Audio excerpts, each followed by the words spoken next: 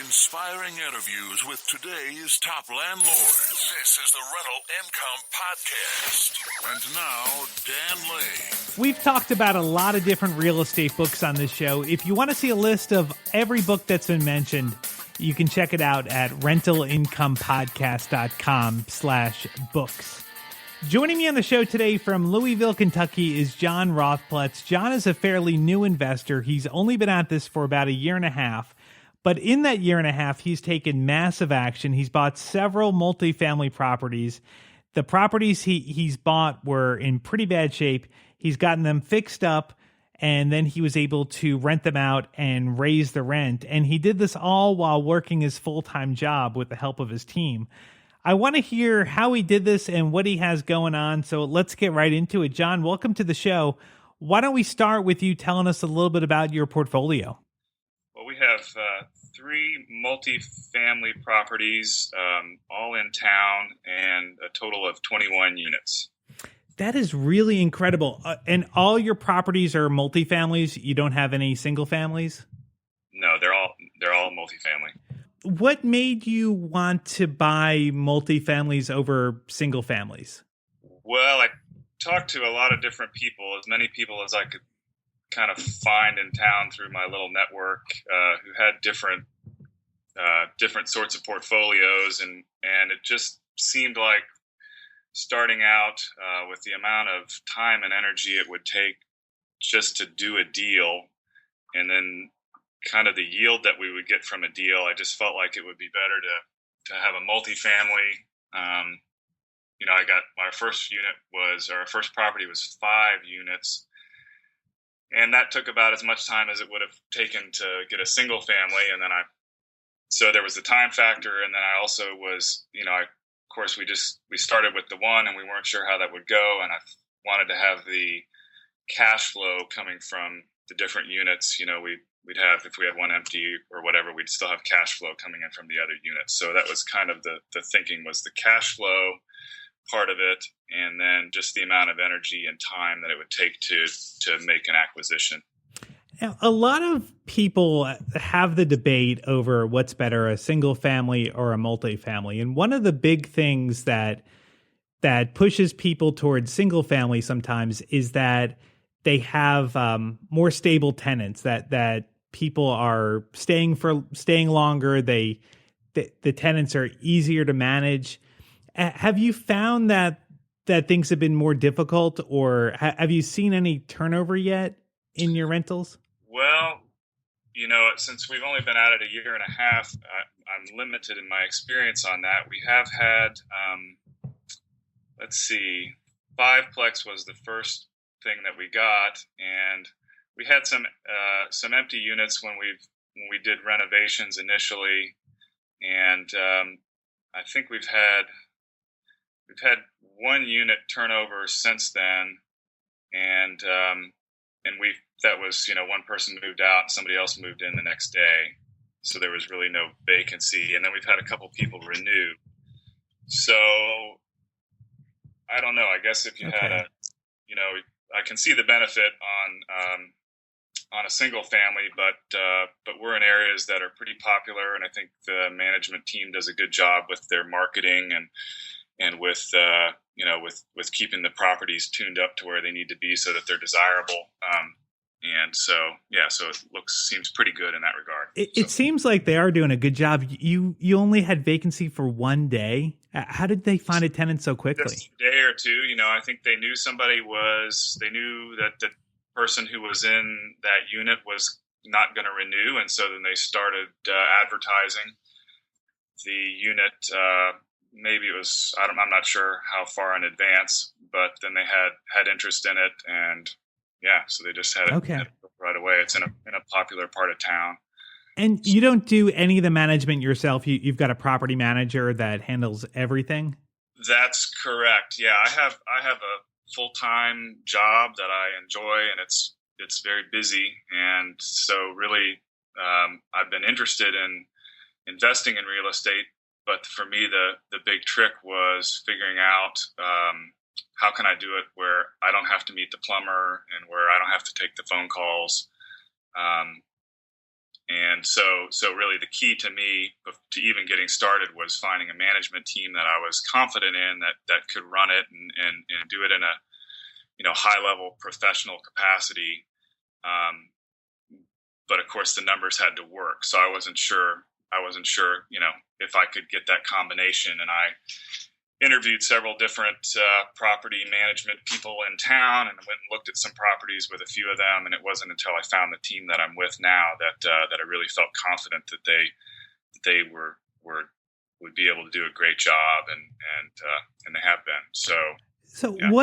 What did you like about them? What was what was good about the team that you ended up hiring? Well, I mean, it's almost a turnkey sort of situation, I guess, in that they don't have the acquisitions already made, and so I was very active with finding the properties, but they brokered the deal, and then when we've wanted to do renovations and improvements, then they managed that. And so if I were someplace else, they could run it all. Of course, I've been very interested in as much as I'm able to spend time and learn about it and be involved with what they're doing.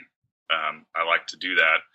I try not to pester them, but when some weeks I'm really busy and I don't have any time to deal with it, and then other weeks I might have a little more free time and flexibility. But in any case, so they helped me broker the deals. They seem to be very knowledgeable about the areas of town that I was interested and comfortable investing in.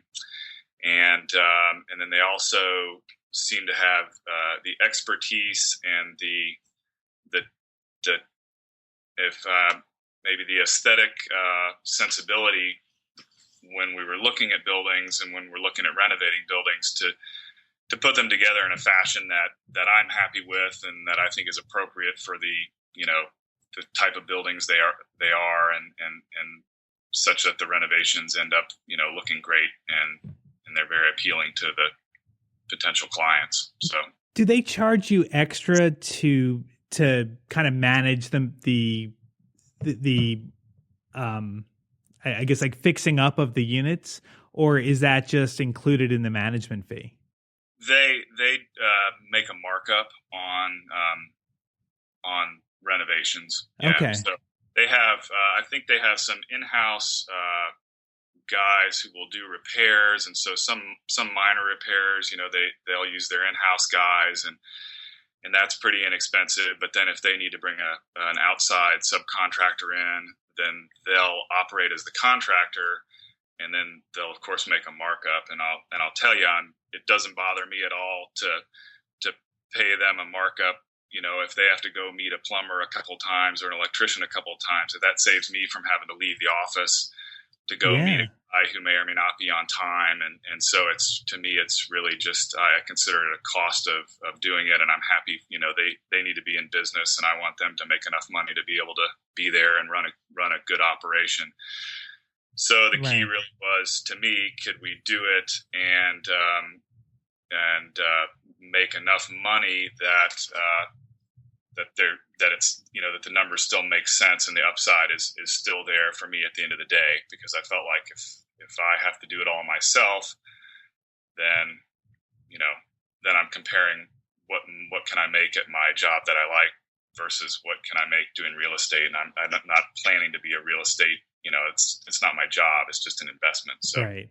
Part of your strategy is that you're buying places that are in kind of disrepair, right? That's kind of what you're doing. Correct. We haven't bought anything that's been really bad. They've mostly been, well, there's only 3 of them, I guess.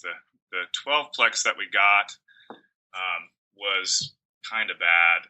And in fact, my wife saw a picture of it after we got it. She didn't go into it before we got it. And she saw a picture afterwards, and she was sort of shocked. And she said, "I can't believe we just borrowed that much money for such an awful place." And, wow. But that was really just, the aesthetic part, the landscape. There was no landscaping, it was just dirt and nasty carpet, just really like a kind of a Class C dumpy place, but it was in really like a B+ or A neighborhood. And I was kind of surprised that that didn't get, somebody didn't buy that before I did, because it had been on the market for a couple of months. But so that was fairly easy and fairly straightforward. So there was some deferred maintenance, and I think in that case that was just, some people had owned it for years and years, and they had been enjoying the cash flow. But everybody has different motivations. They just hadn't been in a situation where they felt compelled to spend a whole lot to make the units nicer. So we're doing some fairly minor renovations, putting in new floor coverings and new painting, maybe new bathroom vanity and light fixtures. So not terribly expensive, but making them into kind of clean, nice places. I guess we've done some landscaping as well. Are the tenants in the units while you're upgrading them?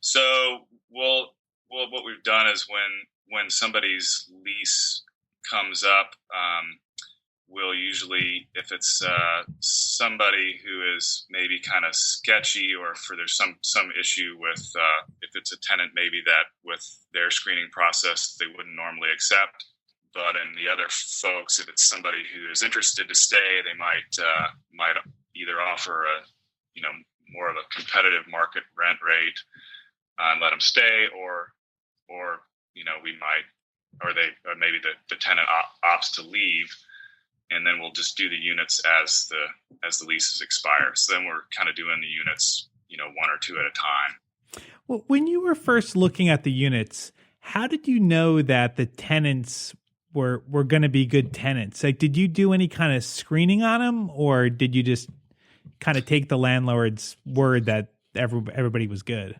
Well, no, we didn't know.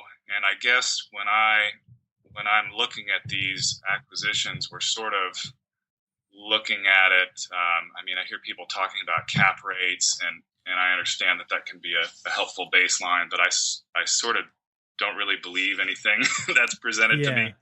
And so I'm of course trying to cross-reference as much of the expense side as possible. And then I also go into the deal realizing that we're going to need to have enough capital to maybe go through a cycle where the income on the property is somewhat anemic, and either because we have maybe tenants that we might have to evict, which we haven't had to do, or we just have the turnover and so we have some vacancy while we're improving the units. And of course, the first few units that you improve aren't going to get quite as high a rent as the last few units you do, as you change the building and change the culture in the building and the atmosphere there. Mm-hmm. So it really, I realize that it'll take, over 12 months to really get the building close to optimized. So I'm sort of looking at it, thinking about what are the things that could go wrong. We always get an inspection. I have an inspector who's really good and really thorough. And so I'm, get a good thorough inspection to try to see what the problems are. And then I sort of go into it with the notion that I might just have to carry the mortgage myself, for 18 months and before it's all stabilized. And hopefully it'll, it's bringing in cash along the way, but I kind of set it up as a worst case scenario that the whole thing is entirely empty, and can I run it and cash flow it myself until it's all got its own legs. So, well, it sounds like you're doing great. I mean, it sounds like you've got really a good handle on this. So what's next? Are you looking to buy more properties? Well, currently we want to absorb the 12-unit place, and we're 2 units into that improvement, and so that'll go through the summer and into the fall, and then once we get that closer to stabilize, we'll be looking for more properties. So, I love it. I love it. As long as it's going well, and it seems to be, and it's a challenge to find properties that fit what we're looking for, but they pop up every now and then. And so, you got to be ready to go when they come up. Yeah. Well, awesome. Well, John, thank you so much for coming on the show. I really appreciate your time and hearing your story. Oh, it's my pleasure. Yeah. Thanks for having me, Dan.